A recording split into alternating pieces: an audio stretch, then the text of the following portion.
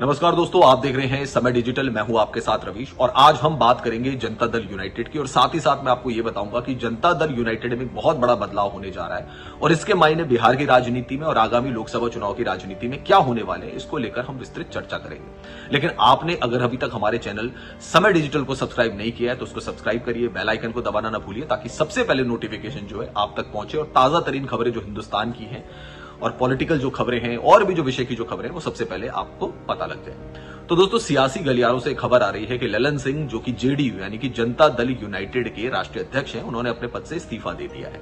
अब बिहार की राजनीति के लिए बहुत बड़ी खबर है क्योंकि लोकसभा चुनाव आने वाले हैं और जैसा कि आप जानते हैं कि बिहार में आरजेडी यानी कि राष्ट्रीय जनता दल और जेडीयू यानी कि जनता दल यूनाइटेड की सरकार है जिसके मुख्यमंत्री हैं नीतीश कुमार। तो ललन सिंह की अगर बात की जाए तो ललन सिंह को नीतीश कुमार का काफी ज्यादा करीबी माना जाता है। इस्तीफा उन्होंने दे दिया है अध्यक्ष पद से, ये खबरें आ रही हैं और ये कहा जा रहा है कि अब वो अध्यक्ष बने भी नहीं रहेंगे।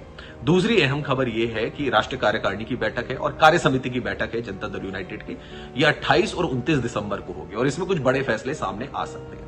अब सवाल यह भी है कि ललन सिंह ने अगर इस्तीफा दिया है तो क्यों दिया है, तो इसके कई कारण है कि 2 सालों तक एक संविधान जो होता है, हर पार्टी का भी अपना एक इंटरनल कॉन्स्टिट्यूशन होता है, तो आंतरिक संविधान के लिहाज से अगर देखा जाए तो 2 सालों तक जो है उनका अध्यक्ष बना रह सकता था। तो ललन सिंह का वो कार्यकाल पूरा हो गया था।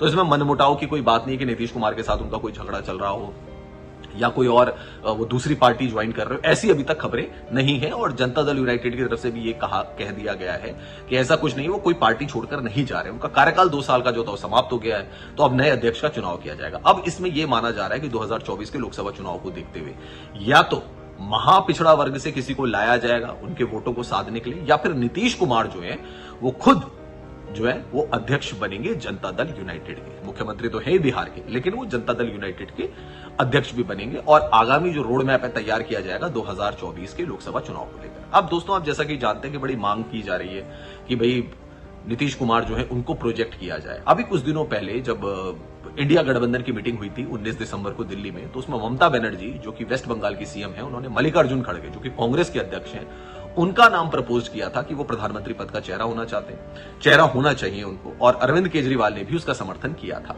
कि दलित समुदाय से आते हैं और काफी ज्यादा एक्सपीरियंस भी है राजनीति का मल्लिकार्जुन खड़गे को, तो वो होना चाहिए। हालांकि मल्लिकार्जुन खड़गे ने इससे साफ इनकार कर दिया। उन्होंने कहा कि भाई पहले सीटें ले आए, उसके बाद इसके बारे में चर्चा होगी।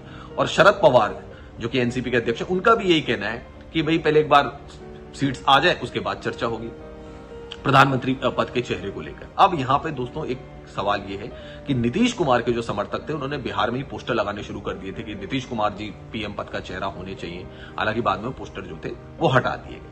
खैर, जैसा कि मैंने कहा कि नीतीश कुमार जो है वो दोबारा से एक बार जेडीयू के अध्यक्ष बन सकते हैं, मुख्यमंत्री तो है और आगामी रणनीति या फिर महापिछड़ा वर्ग से किसी को लाकर जो है वो जेडीयू का अध्यक्ष बनाया जा सकता है। ये 2 प्रोबेबिलिटी है। तो 28 नवंबर जैसे मैंने कहा राष्ट्रीय कार्यकारिणी और कार्य परिषद की जो बैठक के होनी है, उनमें ये बात थोड़ा निकलकर सामने आ जाएगी, पिक्चर और क्लियर हो जाएगी। और साथ ही साथ एक चीज और भी है, सीटों का बंटवारा, इंडिया गठबंधन के साथ सीटों का बंटवारा कैसे हो, किस तरीके से बिहार में चुनाव लड़ा जाए, क्योंकि कांग्रेस भी है, आरजेडी भी है, जेडीयू एक बड़ी पार्टी है, 3 बड़ी पार्टियां, तो इनके साथ कैसे सीट का समन्वय होगा, कितनी सीटों पर चुनाव लड़ेंगे लोकसभा, ये भी एक बड़ा फैसला जो है इसमें निकलकर सामने आ सकता है। आपको क्या कहना है दोस्तों, कमेंट सेक्शन पर जाए, कमेंट जरूर करें और ज्यादा खबरों के लिए आप समय डिजिटल को सब्सक्राइब कर सकते हैं।